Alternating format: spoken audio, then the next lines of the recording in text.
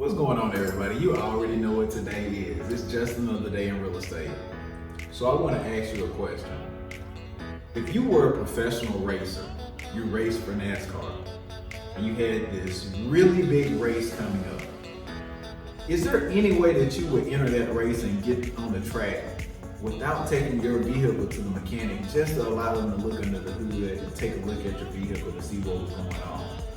Let them tune everything up, making sure that everything is firing on all cylinders, making sure that the oil is flowing properly, make sure that your gears are shifting how they're supposed to. Make sure that, is there anything that I can do in order to tune this thing or tweak it a little bit for me to get maximum performance and speed from this vehicle? Well, we see this happen every single day in this super fast highway of real estate, on the real estate market. We have people that are in the race to the closing table that have not allowed someone, their financial lender, to really be able to look under their financial hood to see where they are in order to make sure that they're most prepared as possible.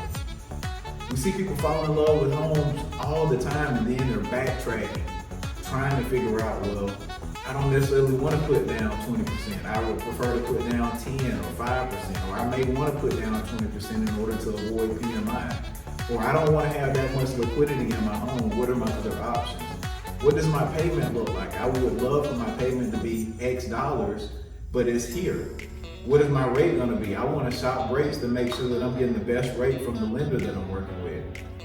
I get it. I know you have a 750 credit score. I know you have $50,000 to put down and another $200,000 in reserves in your bank account. I get that part. I know you're good. That's not even the question. The thing is, though, all of these things that we're talking about, maybe money is coming from a retirement account. Maybe money is coming from the sale of another home. Maybe you're going to be pulling money from a trust. Maybe you're doing a 1031 exchange. Maybe you're doing a whole bunch of different stuff in order to make this purchase just right for you. But now you've already entered into a contract on a home, and you're in a race to the finish line without having any of those financial looks under the hood to really be able to see, how do we position this loan the best way for you?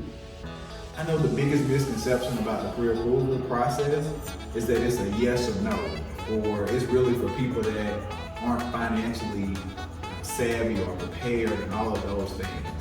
However, what I will tell you is I see it all the time that people start out by saying, hey, I know I'm good, I just want to find the house.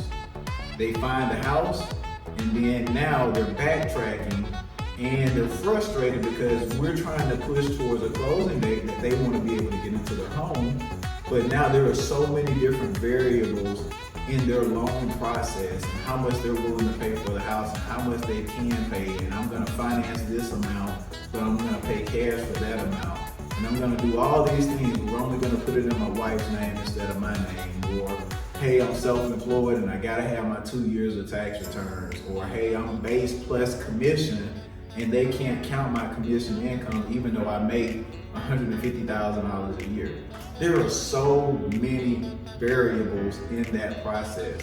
And I would love for you to understand that we're really looking to shape your loan process the best way possible for you, so me as your realtor knows how to negotiate for you based on what we have and what we can do. So give us a call. Let us really talk you through this thing before we get on this super speedway in the real estate market where we're on a race to the closing table and we're not firing on all cylinders. I'm looking forward to hearing from you soon.